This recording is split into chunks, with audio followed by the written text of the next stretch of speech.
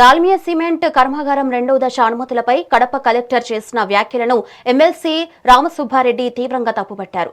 అనుమతుల విషయంలో లోకాయుక్త రిపోర్టర్ను దాచిపెట్టి పంపిన ఘనత కలెక్టర్దనేనని ఆరోపించారు.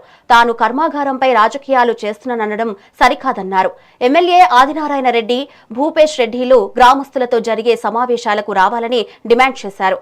దగ్గనపల్లె R&R విషయంలోనూ అన్యాయం జరుగుతుందన్నారు. 15 ఏళ్లుగా పంట భూములు బీడుగా మారాయని స్థానిక రైతులు ఆవేదన వ్యక్తం చేశారు. మీరు ఊరు వదిలిపోతామంటున్నారు కాబట్టి మిమ్మల్ని అక్కడ పంపిస్తున్నాం, మీరు భూములు తీసుకోమంటున్నారు కాబట్టి అక్కడ పంపిస్తున్నాం అంటే ఏంటి కలెక్టర్ గారు మాట్లాడేది? ఇది కరెక్టా? ఉన్నత స్థాయి అధికారిగా ఇన్ని కోర్టు ఒకసారి మందలించినప్పటికీ కూడా గతంలో ఉన్న కలెక్టర్ని అందరినీ ఈరోజు కలెక్టర్ గారు కూడా అదే విధంగా మాట్లాడుతున్నారు. అంటే కలెక్టర్ గారు ఏం చెప్తున్నారు? దాల్మియా చాలా ఉదారంగా ఏదో ముందుకొస్తున్నట్టు రీలొకేట్ చేసేదానికి.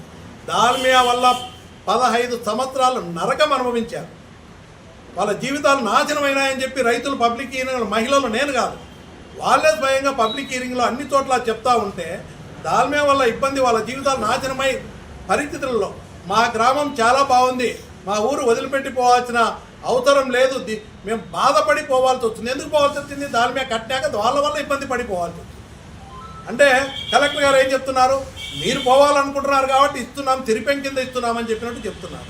రెండవది, ఈరోజు భూములు కొనుగోలు చేస్తారు, ఇన్ రైటింగ్ ఇచ్చినారన్నారు. ఇదేం రాశారు? To ensure that no inundation occurs in surrounding villages as suggested by the district collector, DCGBL. అది ఏదో 5 కోట్లు ఖర్చు పెడితే వైడెన్ అవుతుంది, భూములు కొనాల్సిన అవసరం లేదు అని ఇక్కడ రాశారు. ఢిల్లీకి MOEFCCకి వాళ్ళు రాసిన రిపోర్ట్లో భూములు కొనాల్సిన అవసరం లేదని రాస్తారు. ఏం మాట్లాడతారు? మీరు ఊరు వదిలిపోతామంటే